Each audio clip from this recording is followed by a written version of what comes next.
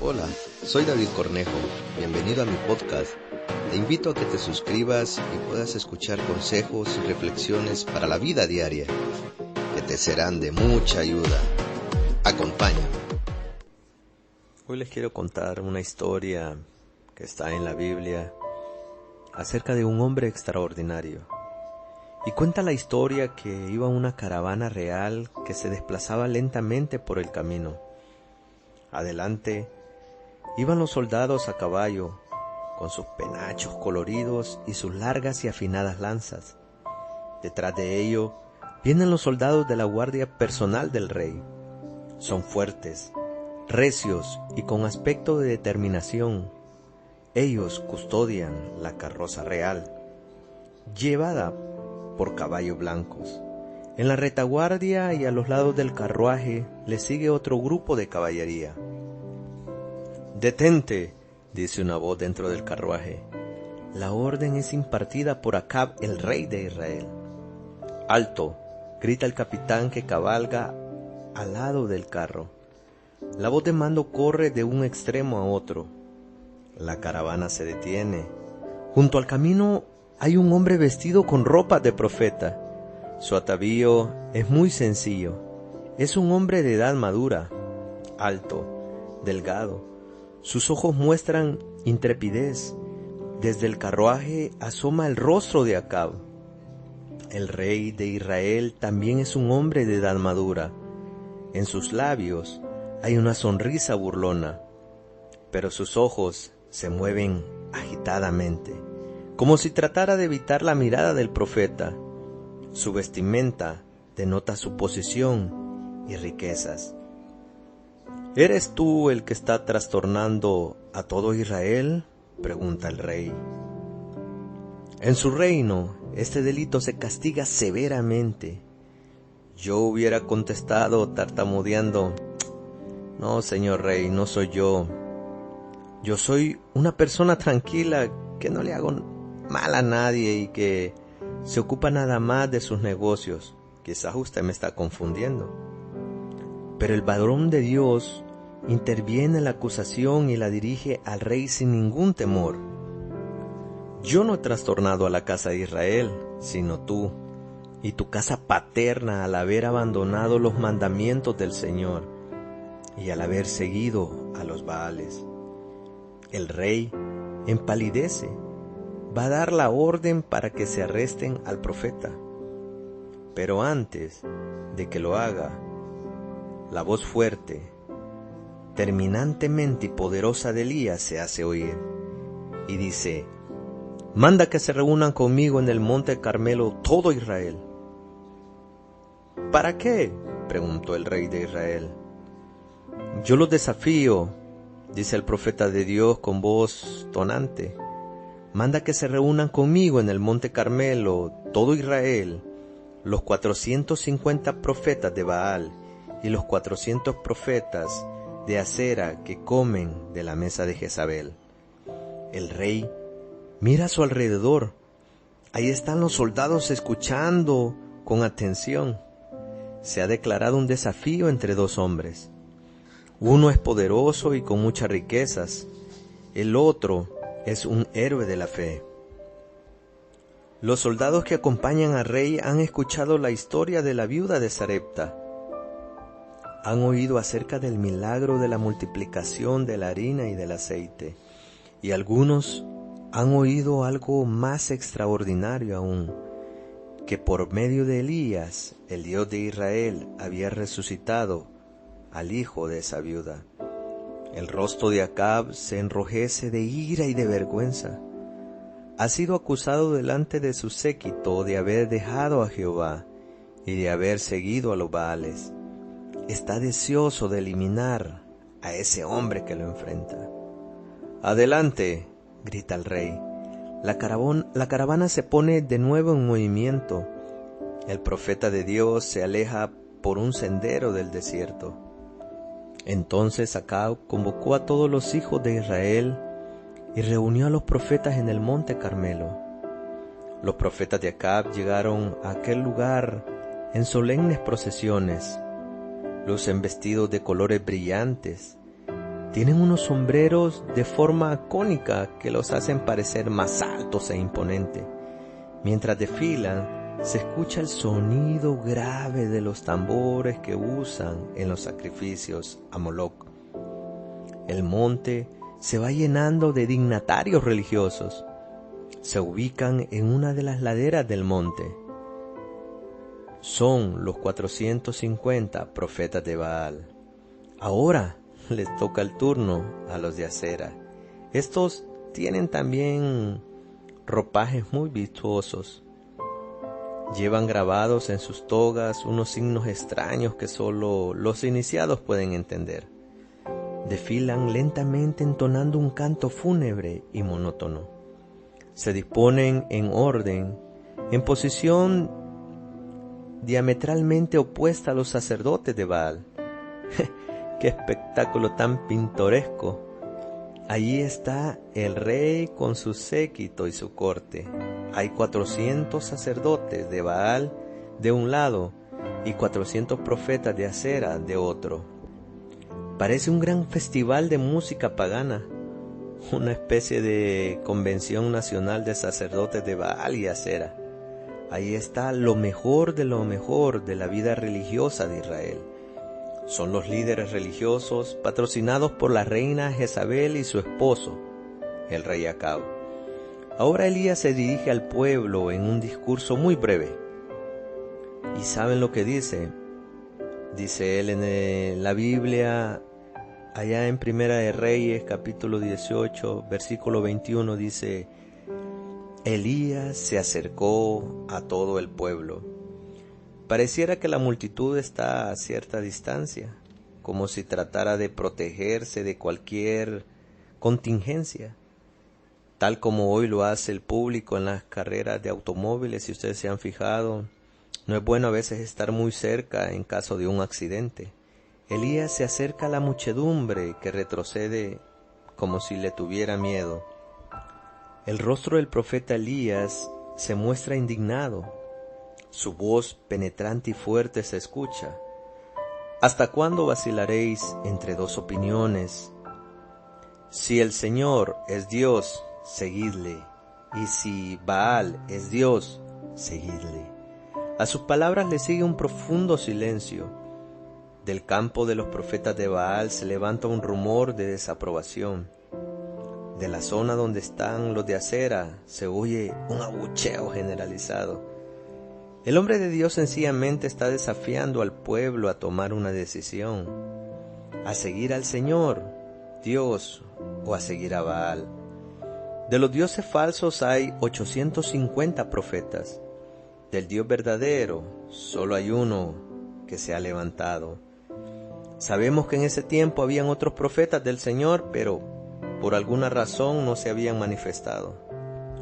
El pueblo responde con el silencio, que es la respuesta de los culpables. Los ancianos del pueblo bajan su cabeza, avergonzados. Muchos de ellos saben que Elías tiene razón, que el Señor debe ser seguido. Otros demuestran indiferencia y piensan para sí: ¿hasta cuándo van a importunar a este fanático con su prédica? Pero Elías se ha determinado y una vez más se escucha su voz atronadora y firme que dice: solo yo he quedado como profeta del Señor, pero de los profetas de Baal hay 450 hombres. Si la mayoría de alguna vez tuvo la razón, este sería el caso. La relación es 1 contra 450, sin contar los profetas de Acera. Ahora esto se está poniendo interesante porque cuenta la historia de que vienen los detalles del desafío. Dennos pues 2 toros. Escojan ellos un toro para sí. Córtenlo en pedazos y pónganlo sobre la leña, pero no pongan fuego. Yo prepararé el otro toro y lo pondré sobre la leña, pero no pondré fuego. Luego invocad vosotros el nombre de vuestro Dios, y yo le invocaré a mi Dios en el nombre del Señor, El Dios que responda con fuego, ese es Dios. Así que el que responda con fuego, dice, ese será el verdadero Dios. Los profetas de Baal se miran unos a otros. El jefe de los idólatras dice, acepto el desafío. Los 450 profetas gritan al mismo tiempo, Baal, Baal, Baal, sí, el Señor. Minutos después llega un clamor del otro lado. Los siervos de Acera aceptan el desafío. Acera, sí, el Dios de Elías, no. El desafío de Elías ha sido puesto y el pueblo responde, bien dicho. Obviamente todo parece que va a ser muy fácil. Pan comido, se dicen los baalitas unos a otros. Ellos están absolutamente convencidos de que Baal y Acera son reales y que les va a responder. Así que Baal le ha sido fiel en muchas ocasiones y por supuesto, descender con fuego sobre la leña no puede ser nada difícil para Acera, la reina del mar y madre de Baal. El agua también es fácil. El mensaje de Elías fue corto pero tan contundente que algunos de entre la multitud empiezan a pensar que Elías no es sino solo un loco y un fanático.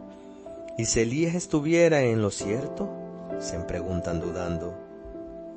Ellos tomaron el toro que le fue dado y lo prepararon. Luego invocaron el nombre de Baal. Hay una gran expectativa.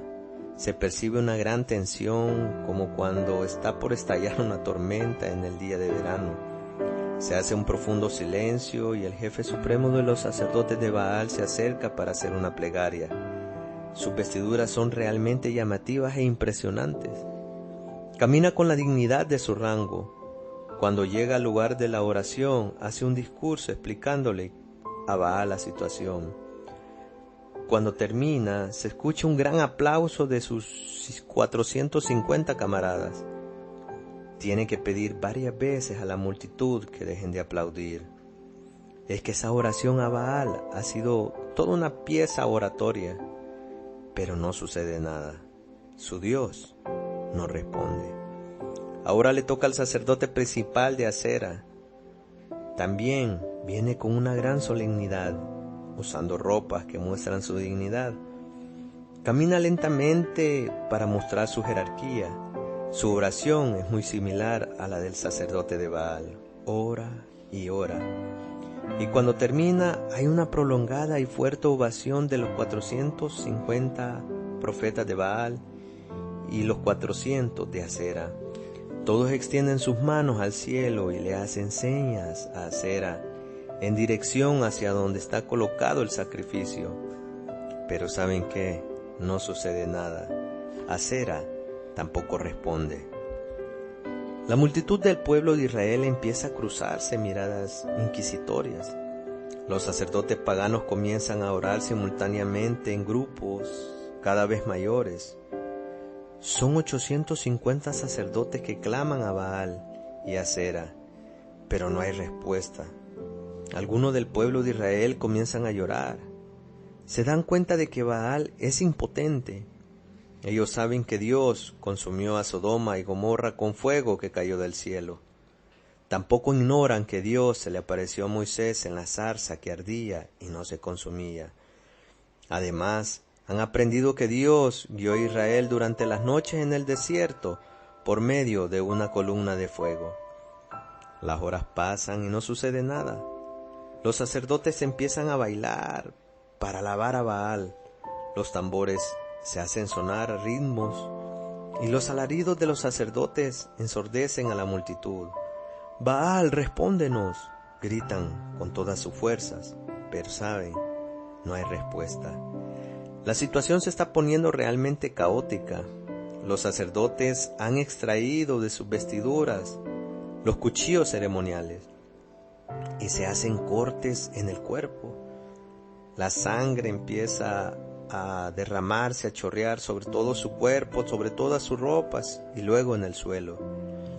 Gritan más y más fuerte, danzan y bailan más rápido.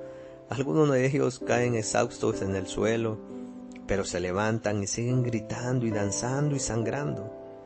Entre la multitud de Israel, cada vez hay más personas que se preguntan por qué Baal no responde. El profeta Elías, a quien normalmente asociamos con austeridad y seriedad de palabra, está de buen humor. El espectáculo es brutal y triste y dramático, lo divierte. Dice en el versículo 27 que nos relata la Biblia, que él se mofaba de ellos.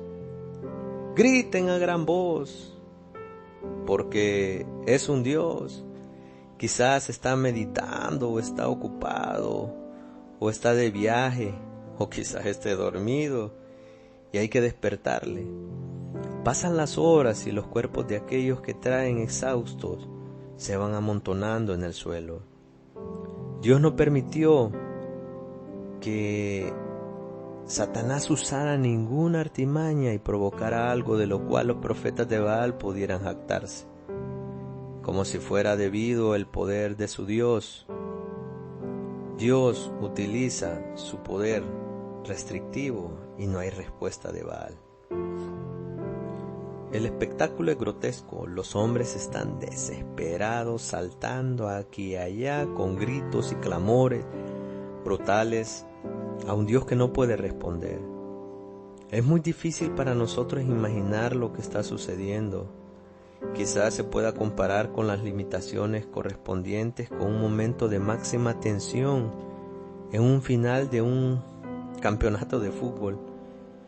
Ahí están los dos equipos empatando y faltan pocos minutos para terminar el partido. Los simpatizantes de cada equipo gritan con toda su fuerza tratando de propulsar la pelota con el poder de sus voces y sus saltos. Cada minuto que pasa la tensión aumenta porque llega el tiempo de alargue. Faltan muy pocos minutos para ver quién va a ganar la copa. Los fanáticos del equipo de Baal son muchos y muy ruidosos. Los partidarios de Elías son tan pocos que tienen miedo de darse a conocer. Sabe, la sombra del reloj del sol avanza de forma inexonerable. Cada vez son más las personas del pueblo de Israel que se han convencido de que Baal no existe. ¿Podrá el Dios de Elías hacer algo distinto? Cuenta la historia y en el versículo 29 dice que y sucedió que cuando pasó el mediodía ellos seguían profetizando frenéticamente hasta la hora de ofrecer la ofrenda vegetal y no había voz ni quien respondiese ni escuchase. Aterrorizados los profetas de Baal y Acera miran el sol que se va acercando al punto más alto del cielo. Ahora comienzan a descender. Saben que no pueden ganar. Su única posibilidad es un empate. Si Elías no puede lograr lo que el sacrificio establece, al menos habrán igualado. Pero Elías no va a ser simplemente un gol, así como lo decíamos, que si fuera un partido de fútbol. Esto va a ser una goleada. Cualquiera sabe que todo el pueblo está dudando. Pero entonces Elías dijo a todo el pueblo, acercaos a mí. Todo el pueblo se acercó a él. Luego hay algo importante que quiero que todos meditemos, y es que él reparó el altar del Señor que estaba arruinado. Los altares de Baal estaban adornados y arreglados, pero el altar del Señor estaba desmantelado. Elías tomó 12 piedras conforme al número de las tribus de los hijos de Israel y edificó con las piedras un altar en el nombre del Señor. Aunque el reino estaba dividido, a los ojos del Señor seguían estando las 12 tribus en unidad. Hasta aquí todo parece muy similar a lo que los profetas estaban haciendo. Por supuesto, no hay ostentación religiosa ni vestiduras extravagantes. Tampoco hay danzas ni alaridos. Elías se hace ni tampoco hay cortes en su cuerpo. Los israelitas comienzan a observar con atención qué está haciendo Elías con esa pala. El profeta de Dios comienza a cavar una canaleta alrededor del altar, en la que cabían por lo menos, se dice que eran como 15 litros de agua aproximadamente. El holocausto ya había sido puesto en el lugar del sacrificio con la leña abajo. Ahora Elías ordena que se llenen 4 cántaros de agua y se derramen sobre el holocausto y la leña. Algunos dicen unos a otros: Elías enloquecido, ¿cómo va a prender fuego si le ha echado agua a la leña? Cualquiera sabe que la leña mojada no arde, pero para sorpresa de los concurrentes, luego que los cántaros han sido derramados, Elías ordena que se eche agua otra vez. Ya han caído 8 cántaros, todo está mojado, pero el profeta de Dios dice que le echen una vez más sobre todo el holocausto y la leña. En el altar había una piedra por cada tribu de Israel. También se vació un cántaro por cada tribu. La leña está toda empapada. El agua corre por toda la zanja que rodea el altar. La canaleta está repleta de líquido. El suelo ya no puede absorber más agua. Entonces, cuando llegó la hora de presentar la ofrenda, se acercó el profeta Elías. Ha llegado el momento oportuno. Todos lo están mirando. La tensión de los cientos de los profetas agotados, ensangrentados y fracasados se nota en el ambiente. Por eso quiero que de nuevo vuelvan a pensar en ese partido de fútbol y se imaginen los últimos minutos del final del campeonato del mundo. Todos están pendientes de cada movimiento que el profeta de Dios hace. Leemos la oración de Elías en los versículos 36 y 37. Es corta y sencilla. Se puede expresar en menos de un minuto. Qué diferente a esos discursos prolongados de los profetas paganos. Y dice Elías: oh Señor, Dios de Abraham, Dios de Isaac y Dios de Israel, sea hoy manifiesto que tú eres Dios de Israel y que yo soy tu siervo, y que por tu palabra he hecho todas estas cosas. Respóndeme, oh Señor, respóndeme para que este pueblo reconozca que tú, oh Señor, eres Dios, y que tú haces volver el corazón de ellos.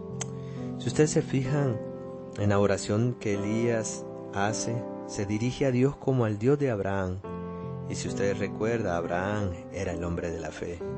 Luego menciona al Dios de Isaac, el hombre que nació por medio de la promesa, cuando todo parecía que era imposible. Y también habla del Dios de Jacob, el hombre engañador a quien Dios en su misericordia eligió para mostrar su gracia y su bondad.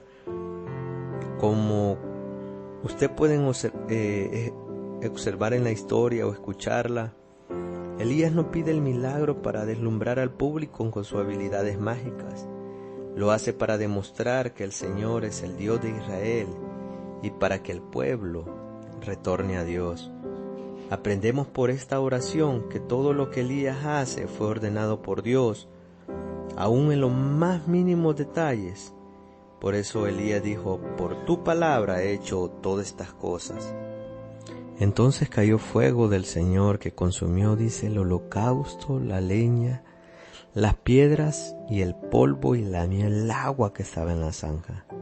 El texto nos dice que no solo fue consumido el sacrificio, sino que a causa de la altísima temperatura, también las piedras y el polvo de la tierra fueron consumidos. Qué escena tan solemne.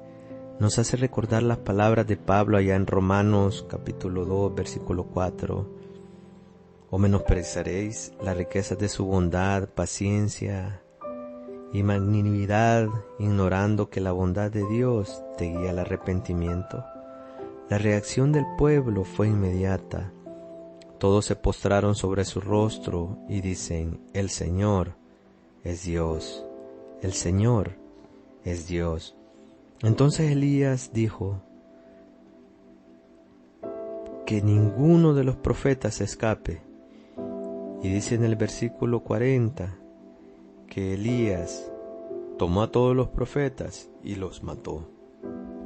En esta historia podemos ver de que Elías tenía al Dios verdadero. Pero hay algo que quiero enfatizar en medio de toda esta historia, y es que cuando él oró y dijo: Dios de Abraham, él para realizar todo esto tenía que tener fe, creerle a Dios que lo iba a hacer, y que en medio de todo lo que ese pueblo era, Dios tenía misericordia de ellos. A ti que me escuchas, yo no sé qué problema, qué dificultad puedas estar pasando, pero solo te digo: órale al Dios de Abraham. También órale al Dios de Isaac. Y también órale al Dios de Jacob. No importa lo que tú hayas hecho, no importa si tú has fallado, solo tienes que volver al Dios de las promesas. Así que te invito, así como Elías hizo que este pueblo volviera su rostro a Dios, vuelve tu rostro también tú al Dios de dioses, al Dios de Israel.